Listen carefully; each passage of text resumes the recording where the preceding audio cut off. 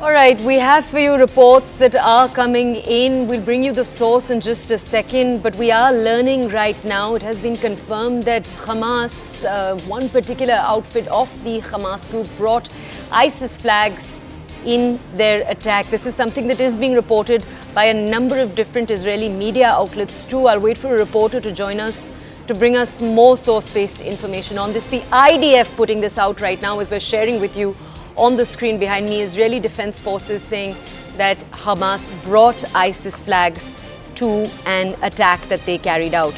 We'll bring you more context on this. Israeli media has been reporting this for a few hours now. I'll wait for a reporter to join us in just a second to bring us more context on this.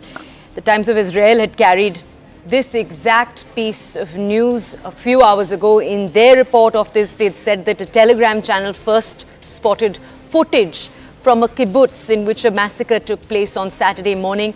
And it's in that visual that soldiers found a flag of the Islamic State. We're showing you on the screen behind me and on the screen on your left side visuals of that tweet put out by the IDF, in which they are stating that an Islamic State flag was found. This is, again, according to Israeli media, but we'll wait for reporters to join us to confirm where this was. Israeli media is reporting that pictures of the flags were found in a particular assault on a kibbutz. Remember, kibbutzes are agricultural villages. These were agricultural villages that were attacked early on Saturday morning that are on the borders of the Gaza Strip. Now, this particular visual reportedly came in from the kibbutz Sufa, but again, we'll wait for reporters to join us to confirm these details. You remember that Israeli officials have, in a number of statements they've made in the last few days, linked Hamas and the Islamic State in one or two manners. A, the manner of operation, and B, also to make a comment on the enormity of the atrocities. But actual links between Hamas and IS are harder to find. That's important to state. We'll wait for a reporter to join us, though, to bring us more context on this story in just a second. This tweet being put out by the Israeli Defense Forces, as you can see on your screens. I'll wait for a reporter to join us to bring us more context on this story. The Times of Israel carried this report a little while ago. They said that Telegram channels were already reporting for a number of groups on the ground that an Islamic State flag was found along with heavy weaponry, including anti-tank missiles and rocket-propelled grenade launchers. The visual we are now playing out behind me too.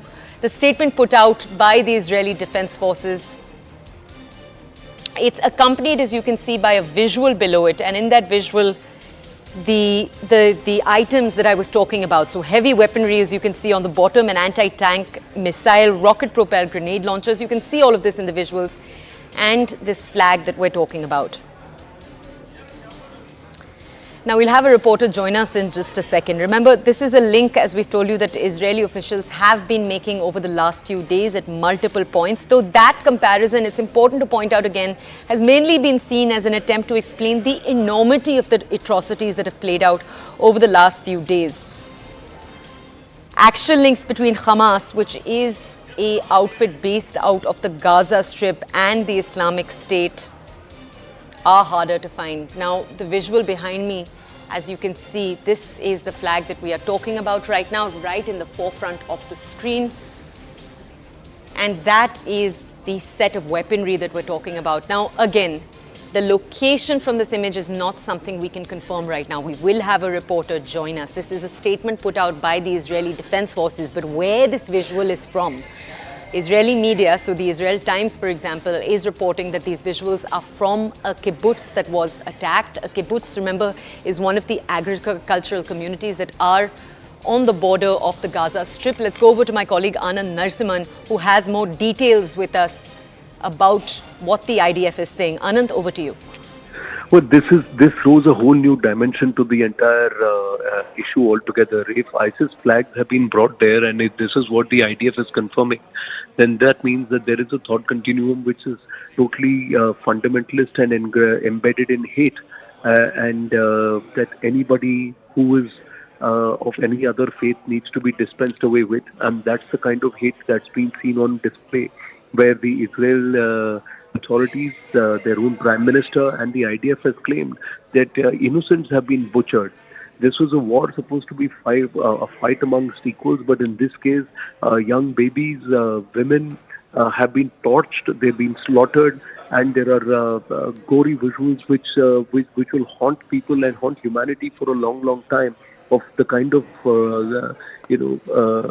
savagery that was unleashed. And if it was inspired by this kind of an ideal, then clearly there should be no deterrent for the world to declare the Hamas a terrorist outfit, and anybody who's trying to give them cover fire or trying to justify will now be seen as somebody that is patronizing ISIS. And that's what it stands out. If the idea made this claim, it actually throws open a whole new dimension to this entire conflict and this entire war. And it actually ratifies Israel's claims that the Hamas are worse than the ISIS, and that there are clear underpinnings of ISIS-driven ideology here. And if that's the case, then closer home also, Toya, and to our viewers, there are dimensions of those who are standing. They need to draw a clear line between terrorists and also those who are claiming or fighting for a separate state of Palestine. And that's where the Prime Minister is also saying, Prime Minister Narendra Modi also drawing the line that this is outright terror and these are terror outfits, and this is an act of terror. An act of terror can never be condoned. It has to be condemned, and we stand with Israel. While totally separating the other issue of Israel and Palestine as two states or conversations on that front. This is an ISIS-driven ideology, if that's what's manifest, and if this is true. And the IDF has confirmed this with proof that some of the Hamas soldiers or Hamas terrorists who have been neutralized, they have now been seen with ISIS flags. And that's the ideology, that's the kind of hate that's driven them to commit an act of barbarism and savagery. Anand, thank you for that context. We have Major General S.P. Sinha, who's with us right now on the phone. Sir, thank you for joining us this afternoon on CNN News 18. Sir, these are initially reports, as we were telling our audiences, that were being reported by Israeli media for more than 12 hours now. Now the IDF, the Israeli Defense Forces, have put out a tweet in which they seem to be confirming this news with a photo, again, seemingly of an Islamic State flag on the body of, the Times of Israel is reporting, a terrorist that was killed at Kibbutz Sufa. How do you read this, sir? You see, Hamas, I think, is the more obnoxious face of ISIS. And look at this Hamas jihadis. You know, the type of brutality they have unleashed in Israel is absolutely amazing. You see, they have beheaded 40 young children. 40. Can you imagine? They have put those certain small children in the cages, and out of sheer curiosity, those children are so small, they are trying to look towards with curiosity what is happening. So these people are laughing at those children. How can you put children into cages? They had with dead body of a female. I think she belongs to some other country. And how can you treat dead body with such contempt and such hatred? There is a Geneva Convention, Vienna Convention, Montreal Declaration, which clearly defines that if you ill-treat the dead body, if you disrespect dead body, it amounts to war crime. It amounts to war crime. So these Hamas people, jihadis, are criminals. They are war criminals. They need to be sorted out militarily, physically, and also at United Nations. This issue needs to be raised. The videos which were available in the domain, public domain, those needs to be shown to the United UNSC group and the President of United Nations. General, thank you for providing us with that context. I want to now take our audiences to the ground. On the ground, we have with us our colleague Abhishek Jha. He's with us live from Tel Aviv in this moment. He's been providing us with live updates through the day today. Abhishek, this afternoon, can you tell us, question number one, what is the status of the Israeli military plan here? For the last few days, we've been telling our audiences that a land invasion is imminent for the Gaza Strip. What's taking place there? Well, the plan had been to flush out all the militants first who had invaded Israeli territory in the southern part, and most of them they have been either neutralized, detained, or driven away to the other side, that is on the side of Gaza. After that, there are multiple airstrikes that has happened over the last 4 days, which has uh, killed several hundreds of people associated with Hamas, including senior leaders, their religious clerics, or people who had been, supporting Hamas. That is something has been very, a major offensive that the Israeli side had launched. Now the only concern has been how to evacuate or safely bring back all the nationals, foreign nationals, or Israeli nationals who have been taken hostage by the Hamas in Gaza. We have seen the kind of atrocities that they have committed. We have seen the kind of inhuman conditions they have kept those hostages in. There are videos, there are news coming in, and like our guest was saying, it had been a horrible crime that amounts, even if we consider Hamas a party to this whole situation, it would amount to be a war crime, and they need to be punished either way. Israeli government has been in touch with most of the people, most of the leaders around the world. Benjamin Netanyahu had a talk with Prime Minister Modi also. He has been in regular touch with European leaders. USA, Secretary Blinken is in Tel Aviv right now.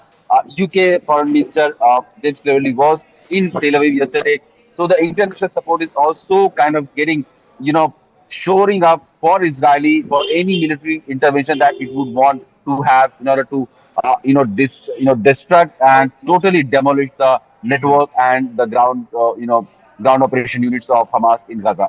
Okay. Abhishek, let me just tell our audiences, you have now moved to Jerusalem. You were obviously in Tel Aviv a little earlier. I just wanted to give our audiences that context. Jerusalem is the capital, remember, of Israel. Abhishek, if we could now take to you a second question. Number one, how is the Israeli Defense Force planning to attack Hamas in particular? Because Hamas, as we've been telling our audiences, often uses civilian residences when they plan their attack. What is the game plan there, number one? And number two, if you could tell us also about the siege we've seen on the Gaza Strip. We know the United Nations Secretary General said that there is a humanitarian crisis there. Bring us more context. So the siege that has been on the Gaza Strip has been very, kind of humanitarian crisis is also emerging there. We have seen number of people, hospitals running out of electricity, basic amenities. Food is in short supply, fuel is in short supply. So this is exactly the situation right now, and this is concerning from a humanitarian point of view, because it is believed that about 8 to 10 people working for United Nations, they have also been killed. Other people working for Red Cross, they have been killed. People involved in aiding and assisting other people for medical things, they have been killed in the multiple rocket attacks that has been happening from the Israeli side. Apart from that, the plan is not to stop those attacks, because the Israeli government has clearly told people in Gaza that they have to move away. Abhishek, I'm so sorry. We have run out of time. Let me just come back to you in a second. We'll head into a short break. We'll connect once again with my colleague Abhishek and get you more context on other stories in just a few minutes.